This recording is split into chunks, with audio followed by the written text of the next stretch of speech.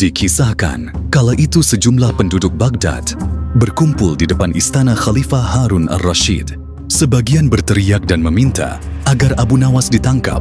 Para penduduk protes karena baliho raksasa milik Abu Nawas yang dipasang di depan rumahnya yang berbunyi, "Dijual cepat, matahari Baghdad. Siapa cepat, dapat bonus anak unta." Penduduk lainnya merasa panik dan kasak kusuk di depan istana. Mereka takut sekaligus bingung. Jika matahari Baghdad dijual, maka bagaimana mereka bisa hidup? "Abu Nawas, kamu serius mau menjual matahari?" tanya Khalifah Harun al-Rashid sambil mengamati massa yang membludak di depan istananya. "Benar Baginda, supaya kita bisa ikut cara mereka menggunakan otak," jawab Abu Nawas. "Maksudnya?" Khalifah kembali bertanya.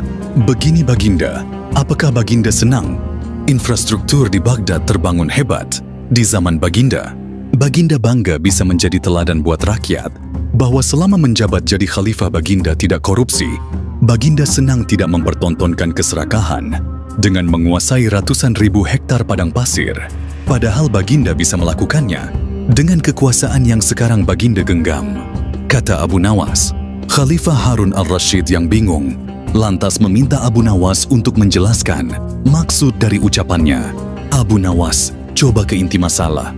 Jika Baginda turun dan tanya, massa yang sekarang berdemonstrasi itu, ketahuilah bahwa mereka akan menjawab, 'Buat apa bangun infrastruktur?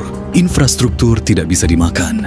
Jadi jalan-jalan mulus yang Baginda bangun selama ini, uluan bendungan yang Baginda banggakan, lapangan terbang, rel kereta api di Koramabad, pasar-pasar di Kirkuk, itu semua percuma, tak bisa dimakan," kata Abu Nawas menjelaskan. Khalifah Harun al-Rashid terdiam. Baginda bangga tidak korupsi. Anak Baginda jual pisang goreng, itu malah membuat mereka marah dan cemburu. Buat mereka Baginda mestinya korupsi, agar mereka tak repot-repot lagi bikin isu tak masuk akal. Misalnya Baginda keturunan Mongolia, Baginda memusuhi ulama, Baginda membiarkan partai Baath yang sudah dilarang tumbuh lagi. Wah, pokoknya banyak Baginda. Lalu apa hubungannya dengan menjual matahari? Tanya Khalifah Harun al-Rashid. Abu Nawas kemudian menjelaskan apa yang dianggap Khalifah Harun sebagai prestasi nasional justru dianggap pemborosan dan membebani negara, karena mereka terbiasa melihat prestasi yang ada di ruang gelap. Di ruang gelap, gadis cantik tak terlihat, sebatang emas bisa dianggap besi. Tapi kalaupun mata mereka tak melihat, di ruang gelap, bukankah telinga mereka mendengar? Hati mereka terbuka?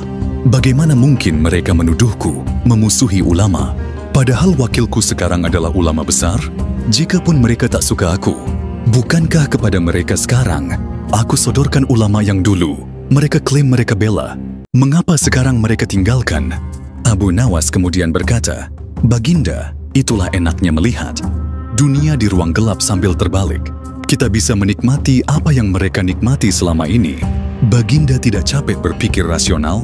Khalifah Harun al-Rashid kembali terdiam. Abu Nawas lanjut menjelaskan, "Percayalah Baginda, hanya dengan melihat segala sesuatu di kegelapan, Baginda akan paham mengapa selama ini mereka melihat infrastruktur megah, pemerataan pembangunan di daerah tertinggal. Semuanya sama sekali tidak berguna karena tak bisa dimakan. Mohon jangan katakan infrastruktur memang tak bisa dimakan, tapi dengan infrastruktur kita semakin mudah cari makan. Itu cara berpikir rasional dan normal Paduka." Masa di depan istana semakin membludak. Khalifah Harun al-Rashid masih diam. Ia lantas memberi isyarat, membenarkan ucapan Abu Nawas. "Jadi boleh saya menjual matahari." Kisah ini menunjukkan Abu Nawas sebagai pribadi yang cerdas dan peduli. Mimpi tak akan nyata karena keajaiban. Butuh keringat, kebulatan tekad dan kerja keras untuk mewujudkannya. Subscribe yang suka kisah ini. Semoga Allah lancarkan rezekinya. Amin.